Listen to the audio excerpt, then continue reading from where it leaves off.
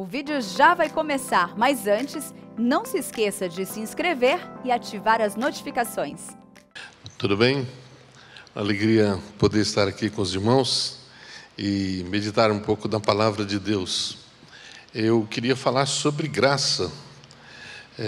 O assunto sempre na quarta-feira é graça. E eu fiquei pensando, conversando com Samuel, quando ele me chamou e falou, eu falei assim, por que não falar sobre o Salmo 139? Esse é um dos salmos que sempre me chamou a atenção, um salmo muito bonito, e que fala muito da graça. Muitas vezes nós não paramos para observar. E a questão é a seguinte, que nós temos um problema sério, porque quando vamos transmitir alguns ensinamentos para as crianças, e mesmo para adultos, nós temos encontrado problemas sérios, porque ensinamos que Deus é um Deus que vê todas as coisas, e é um Deus que cobra. Eu lembro quando era criança, os meus pais sempre falavam, você não faz isso porque Deus está te vendo. E Ele está vendo mesmo. Mas o problema é sério, porque eu tenho que ensinar por que Ele está vendo e o que Ele faz e o amor dEle. Muitas vezes eu pergunto, será que Deus gosta de criança desobediente? A maioria das crianças, quando pergunta isso, de jeito nenhum. E adultos também. A gente pergunta, Deus gosta de pessoas pecadoras? Não. Pois é, claro que ama. Ele morreu por elas. Ele deu a vida por essas pessoas. De vez em quando eu escuto algumas pessoas comentando algumas músicas que eu fico com o coração até apertado, porque ficam criticando quando algumas pessoas cantam, falando que você não é ouro de Ofir, você não é isso, não é aquilo. Você é tão precioso, porque não foi material, não foi pedra, nem ouro, foi o sangue de Cristo que muito mais precioso do que isso. Você é muito mais precioso. E quando você pensa também, e você fala assim, mas talvez seja uma questão mais de pessoas crentes que Deus ama. Mas aí nós podemos pensar na graça comum. A chuva cai sobre todos. A chuva cai sobre todos, o alimento vem para todos, o sol vem para todos, os filhos vêm para todos, todos recebem saúde. Claro que tem os seus problemas, mas é graça de Deus para todos, seres humanos. Eu nunca esqueço, depois talvez no final eu volto a essa palavra. Eu quando adolescente, e o meu irmão veio morar em São Paulo, e ele levou uns discos daqui lá para Minas, no interiorzão, e na época lá do Raul Seixas e tudo, e eu aprendi as músicas do Raul Seixas por causa do meu irmão, e eu nunca esqueço da música Metanoia. Ele fala assim, é tão interessante, se vejo um papel qualquer no chão, corro e apanho com medo de alguém ler. Medo de ter sido uma anotação que não se possa ler, e eu gosto de escrever. E eu tinha medo. Eu tinha medo. Medo de sair da cama à noite para o banheiro. Medo de saber que não estava ali sozinho, porque sempre eu estava com Deus. Eu estava sempre com Deus. Já pensou? Raul Seixas falando que tinha medo de Deus, porque a mãe dele ensinou que Deus vê tudo. E quantas vezes nós estamos exatamente fazendo isso, esquecendo da graça de Deus? E eu queria então meditar com os irmãos sobre esse Salmo 139, porque é tão especial, e eu queria que os irmãos acompanhassem, porque ele vai falar sobre esse Deus que nos sonda. Davi, quando escreveu, eu gosto muito de Davi, tem alguns salmos que ele faz na primeira pessoa do singular. Um dos salmos que ele faz na primeira pessoa do singular é o Salmo 23, O Senhor é meu pastor, nada me faltará. E outro é esse aqui, o 139. Mas esse é o grande problema. Ele é um salmo pessoal, que pode ser de Davi, era de Davi, mas pode ser meu, pode ser seu, pode ser de todos. Eu não sei quando que a pessoa vai se converter. O importante é saber que os atributos de Deus, todos os atributos invisíveis de Deus, tudo está exatamente concorrendo para o nosso bem. Já pensou? O Deus Trino se preocupa comigo nos detalhes.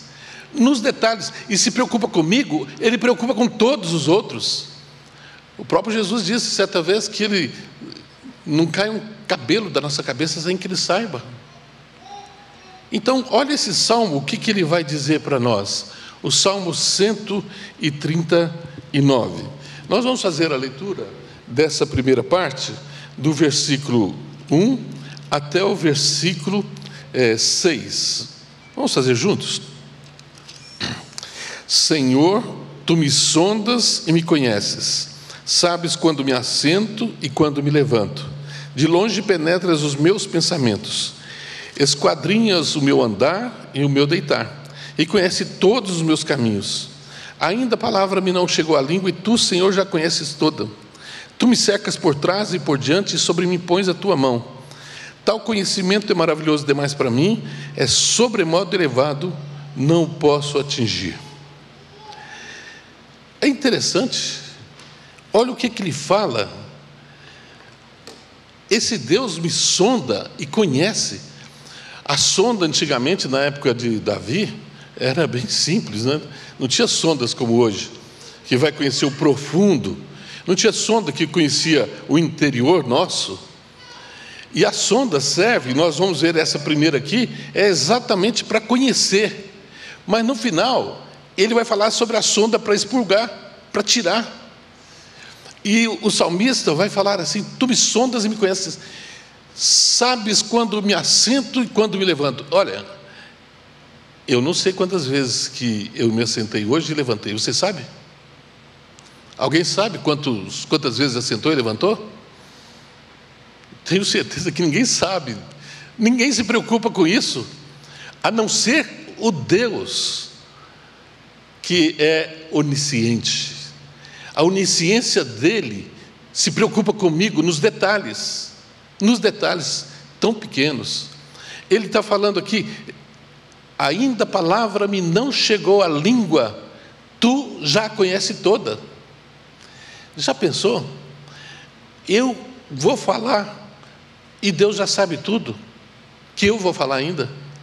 E tem mais, ele está falando também, outra parte, ele fala assim que o conhecimento de Deus é tão grande que Ele esquadrinha o meu andar e o meu deitar. Ele esquadrinha, Ele faz todo o movimento meu, sabe o que eu estou fazendo, cada detalhe da minha vida. Ele esquadrinha o meu andar e o meu deitar. E ainda a palavra não me chegou à língua, Tu, Senhor, já conheces toda. Será que eu não sou valorizado por Deus? Será que ninguém é valorizado por Deus porque é pecador? Todos nós somos. Nós somos pecadores. E Davi era um pecador terrível. Mas ele faz esse salmo, escreve exatamente colocando: esse Deus é maravilhoso para mim. É um Deus que conhece tudo. E Ele coloca esse conhecimento dEle a meu favor, cuidando da minha pessoa. Eu queria que você assumisse isso para você também, e falar: Deus, eu quero reconhecer isso na minha vida. Talvez você fale assim: mas eu nunca senti esse amor. Tudo bem, tem pessoas que não falam que não conhecem Deus, que não amam Deus, e que não têm vontade de conhecer Deus. O próprio Raul Seixas, quando eu falei, ele sabia que Deus conhecia, sabia tudo, mas ele fala: eu tenho medo, eu não quero isso para mim, eu tenho medo. E quantos estão aí? Porque nós estamos ensinando isso de maneira errada. Ele conhece, mas Ele cuida. O conhecimento dele é profundo na minha vida e na sua vida. Mas o outro texto, continuando, no versículo 7 em diante, ele vai falar sobre a onipresença de Deus. Ele fala: para onde me ausentarei do teu espírito? Para onde fugirei da tua face? Se subo aos céus, lá estás. Se faço a minha cama no mais profundo abismo, lá estás também. Se tomo as asas da alvorada e me detenho nos confins do mares, ainda lá me haverá de guiar a tua mão e a tua destra me susterá. Se eu digo: as trevas com efeito me cobrirão, e a luz ao redor de mim se fará noite, até as próprias trevas não te serão escuras. As trevas e a luz são a mesma coisa. Para onde vou fugir desse Deus? A onipresença dele, a onisciência dele é toda ligada à minha pessoa, à sua pessoa. Se subo aos céus, lá estás. Hoje mais certo do que antigamente, porque lá na época de Davi era difícil para alguém subir em algum lugar bem. Hoje nos aviões, em 1970, quando o astronauta foi na Lua, ele falou da grandeza de Deus lá de cima. Como Deus é grande, Ele está presente em todos os lugares. E aqui ele fala assim: para onde eu vou sentir a falta da presença do Espírito da minha vida? Se eu subo aos céus, lá estás. Se eu faço a minha cama no mais profundo abismo, lá estás também. E se eu tomo as asas da alvorada e me detenho nos confins dos mares, ainda lá me haverá de guiar a tua mão, e a tua direita me susterá. Jonas tentou fugir de Deus. Jonas tentou fugir de Deus, mas não tem como fugir de Deus. Eu sempre falo para as crianças que não tem como brincar de pique-esconde com Deus. É impossível. Mas Ele é um Deus amoroso, que sabe quem somos e nos perdoa em todo momento. Quando eu falo para as crianças sobre a questão desse amor de Deus, é a mesma coisa. Se você desobedece seu pai, o que vai acontecer? Ele vai ficar chateado. Sua mãe, mesma coisa. Pode te dar um castigo? Pode. Ele vai deixar de te amar? De jeito nenhum. Não deixa. Nunca deixará de te amar. Vai estar sempre do seu lado. É assim a nossa vida com esse Deus maravilhoso. Mas Ele continua. Tem uma parte aqui que eu gosto muito, quando Ele fala está falando de certa forma aqui da onisciência. Ele fala assim: tu me cercas por trás e por diante, e sobre mim pões a tua mão.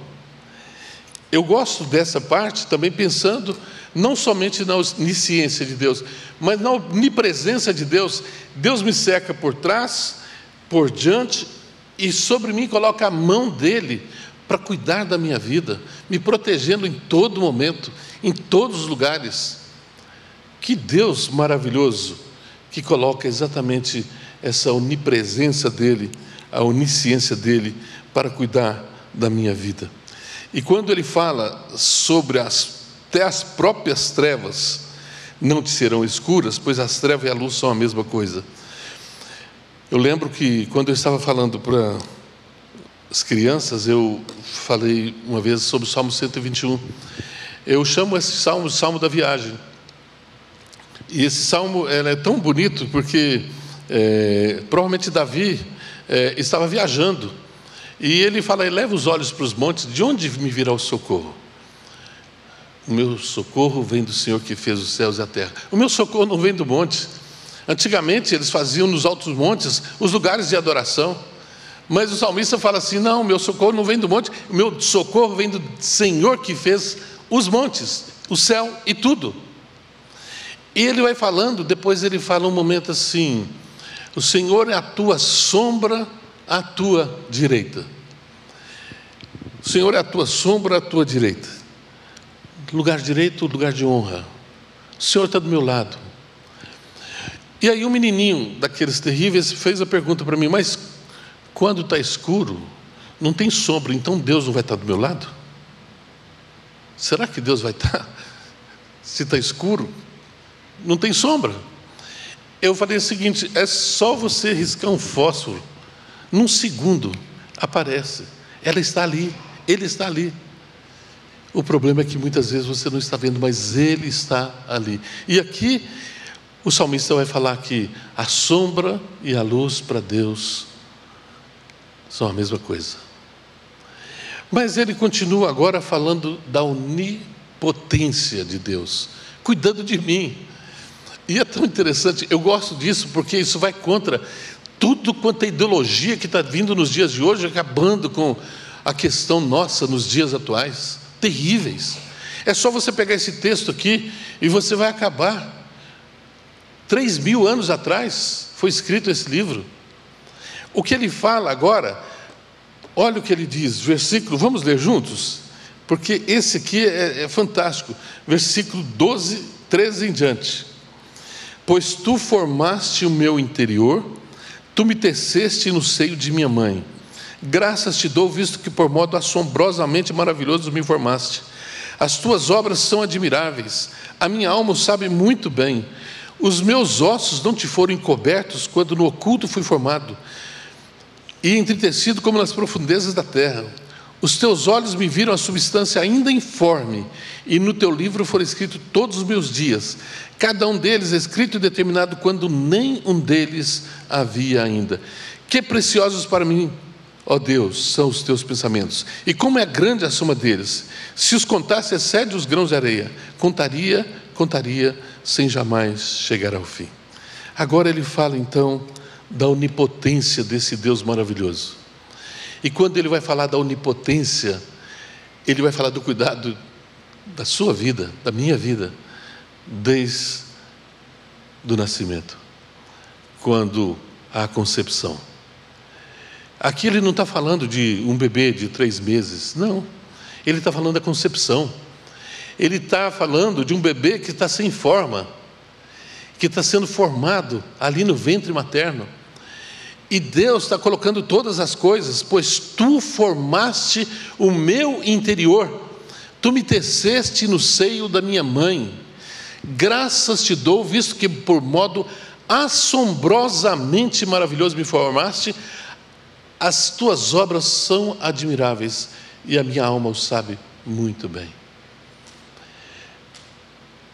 Quando eu penso no nascimento, algo tão especial, e eu vejo as pessoas hoje não valorizando isso, e fala que talvez com 3 meses não tenha nada como ser humano, e aí me vem à mente, sabe o quê?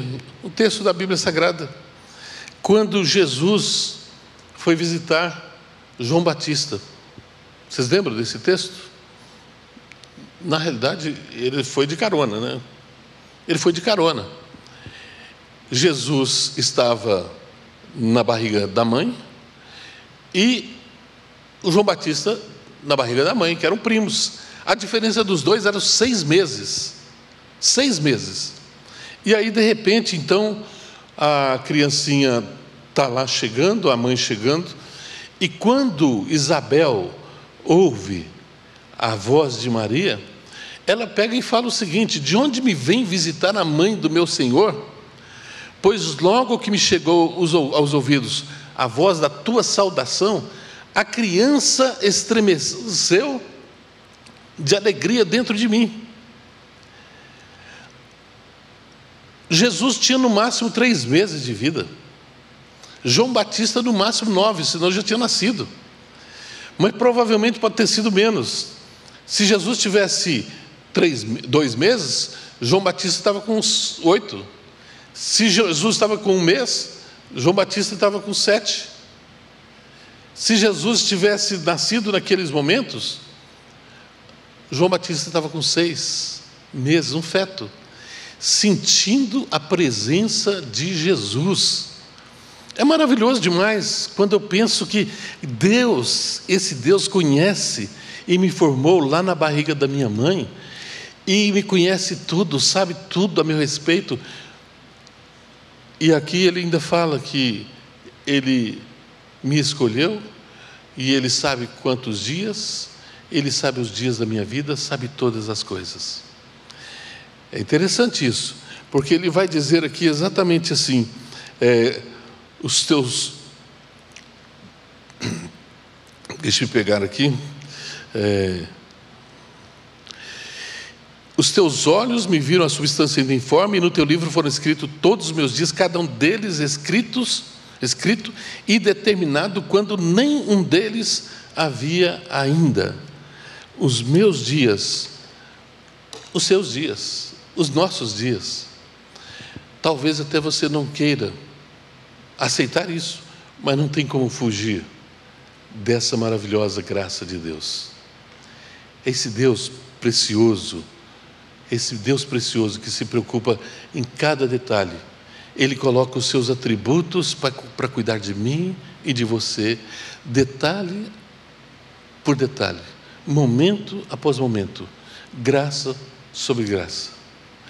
Mas o salmista continua, e parece que ele começa a falar algumas coisas, mas na realidade ele fala que Deus é muito santo e tem gente que não gosta de Deus.